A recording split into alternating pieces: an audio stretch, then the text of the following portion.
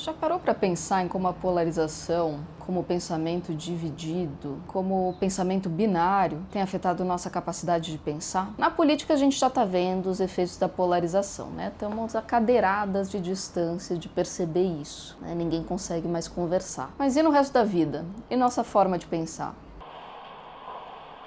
Ó, gato se interessou. Como que afeta a sua forma de pensar? A gente está ficando com um pensamento cada vez mais binário, menos complexo, com dificuldade de abraçar diversas variáveis ao mesmo tempo, com dificuldade de abraçar a complexidade, que às vezes as respostas, aliás, eu tenderia a dizer que a maioria das vezes as respostas não são certo e errado, preto e branco. A polarização potencializa nosso viés de confirmação. A gente tende a buscar informações, fontes, pessoas que concordem com a gente, que confirmem o que a gente pensa. O Edgar Morin, filósofo francês que eu gosto bastante, foi um dos formadores da teoria da complexidade, né, que vai contra toda essa ideia de pensamento binário. E ele diz algo interessante. Ele diz que o pensamento pertinente é aquele que tem a capacidade de unir informações, de olhar todo o contexto, no conjunto em que ele se insere. Edgar Morin diz também que a gente tem aprendido as coisas do mundo de maneira mutilada, a começar pela escola, em que tem 1000 matérias ao mesmo tempo e uma não concatena com a outra, a gente não tem a visão do todo. E eu acredito que agora na vida também a gente tem aprendido assim, de forma desconexa. Uma pergunta que fica é: a quem interessa que a gente não veja o todo, que a gente não pense de forma complexa? Tem uma série que eu gostei pra caramba, eu assisti na Apple TV, se chama Ruptura. Apple patrocina nós. E essa série é muito legal. É uma série de ficção científica, cujo contexto é o seguinte: as pessoas têm um chip na cabeça e quando elas vão para o trabalho, elas só se lembram da vivência delas no trabalho. Elas não sabem quem elas são fora do trabalho. Na vida pessoal a mesma coisa. Elas não se lembram do que fazem no trabalho, elas só se lembram da vida pessoal. E no trabalho é ainda interessante porque eles não sabem o que eles estão fazendo. Eles fazem tarefas alienadas. Eles fazem tarefas que eles não sabem a parte deles no todo, eles não sabem nem o que a empresa produz. Isso tem um pouco a ver com essa mutilação que a gente vive. Não é à toa que um dos principais impactos desse pensamento binário tem sido no campo de trabalho. Uma instituição americana que pesquisa, né, recursos humanos, a Society for Human Resource Management,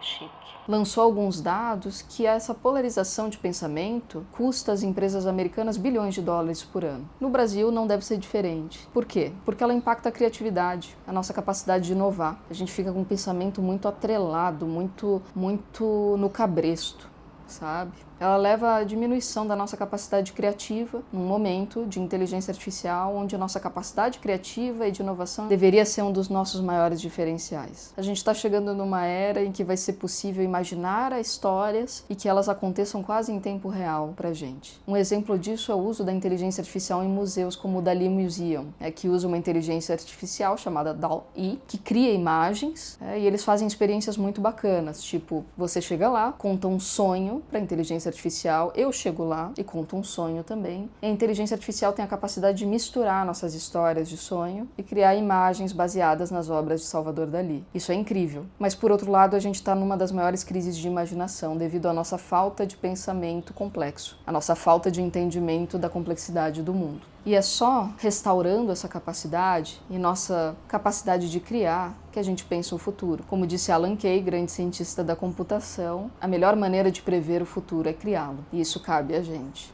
Dica da Lau, para finalizar esse vídeo, leiam Introdução ao Pensamento Complexo, de Edgar Morin. Parece difícil, mas não é. Ele escreve bem fácil. Espero que vocês gostem. Muito obrigada!